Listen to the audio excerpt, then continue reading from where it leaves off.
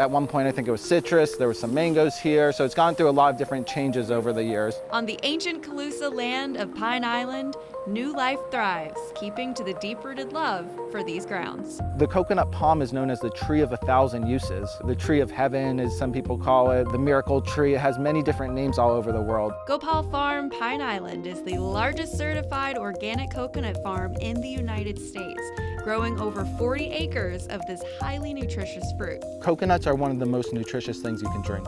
The water is the nectar of the gods, some people call it. It is something special. And coconuts should be cherished, and they should be grown in Florida, I believe. Coconuts have a long list of health benefits, along with other uses for the entirety of the fruit. The farms are a living ecosystem, and by being organic, by being sustainable, by being regenerative, doing all the practices we're doing, we're hoping to give back to the soil as well as the economy and provide people with nutrients too. Gopal Farm has a large operation here. They appreciate the fruit itself, but want to make sure they aren't leaving a mark on the environment with their practices. A lot of the land in Florida is being developed very fast. A lot of farmland, I'm sure you've seen. The message is that we don't have to destroy our land to grow our food. Working with the land to better care for their crop. We can work with the land that's degraded and find opportunities to bring back ecosystems. It might not be the same ecosystem, but ecosystems are always evolving and changing. For one, the mulch they use. You have worms and bugs and ants, but you also have the nutrients breaking down. All organic debris from Hurricane Ian that's being placed along each row. About 100 semi-trucks full of it. What they plant along the palms helps out. There's ways of making fertilizer from banana peels. Even just the act of growing the banana, what's called mobilizes potassium. The potassium's already in the soil, but makes it available for the coconut tree. To even how they map out the farm and use organic nutrients. Alrighty, Gopal Pineland, here we go. Clear!